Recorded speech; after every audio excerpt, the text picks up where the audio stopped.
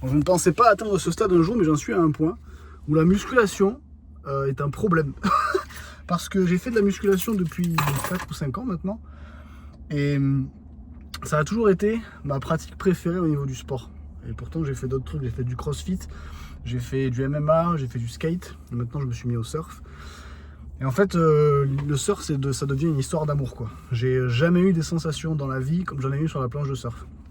Et j'ai une certitude absolue que c'est ça que je veux faire le plus clair de mon temps. Et malheureusement, la musculation n'est pas compatible à cette intensité-là, genre grosse intensité, avec le surf. Parce que le surf dans l'eau froide est tellement taxant pour le système nerveux, c'est tellement épuisant pour les épaules et pour l'articulation de l'épaule dans son entier, que tu peux pas juste bombarder des séances épaules, pecs, dos autour de tes séances de surf. Tes séances de leg day, si tu les fais avant une séance de surf, ton surf après il va être cramé parce que tu vas pas pouvoir te lever correctement.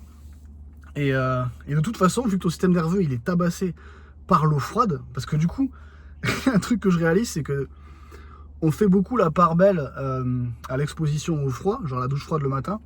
Mais c'est vrai, quand ta douche elle dure 4 minutes, 5 minutes quoi, 10 minutes peut-être. Mais quand tu passes 3 heures dans l'eau froide, même avec une combi, ça devient taxant pour le système nerveux. C'est pas du tout genre oh c'est un net positif, c'est genre ouais c'est un net négatif en fait. Ça sort le glycogène de tes muscles, ça fait monter ton cortisol, ça nique ta récupération. Donc en fait une séance de surf qui est vraiment intense où tu rames beaucoup, c'est 2 jours ensuite à en chier quoi. Enfin en tout cas au niveau où j'en suis. Et si je veux garder la musculation au même niveau, ben, je peux pas. Je peux juste pas en fait. Parce que si je fais 2 séances de surf par semaine, il faut que j'ai 1 ou 2 jours d'écart avec mes séances de muscu. Ou alors que je fasse des séances de muscu qui sont super légères. Là, c'est ce que je teste aujourd'hui.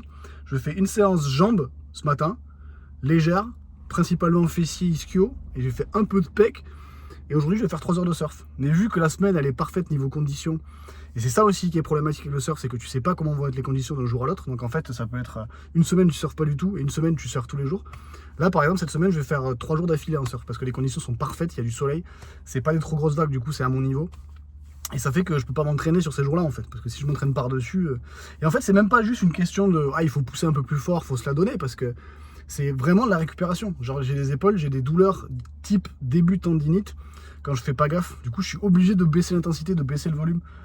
Et même au niveau des calories, c'est paradoxal parce que je vois mon physique mais qui fond, puisque tu as le glycogène qui est constamment vidé par le surf.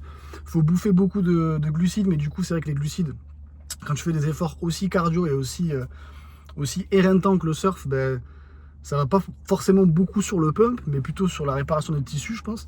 Donc en fait, tu sors pas de l'eau pumpé, beau gosse et tout, quoi. Tu sors de l'eau plat.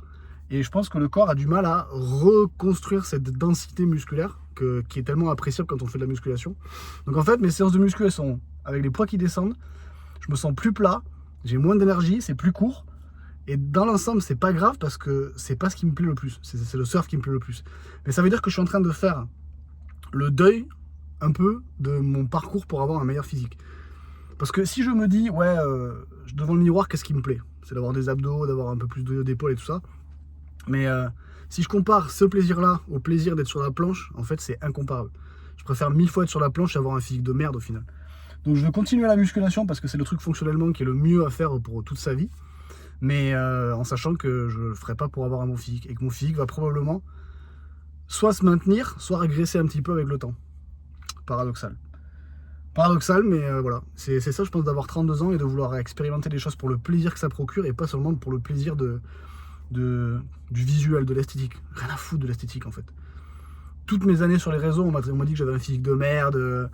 Donc en fait, la satisfaction ne viendra jamais des autres. Elle viendra toujours de nous-mêmes.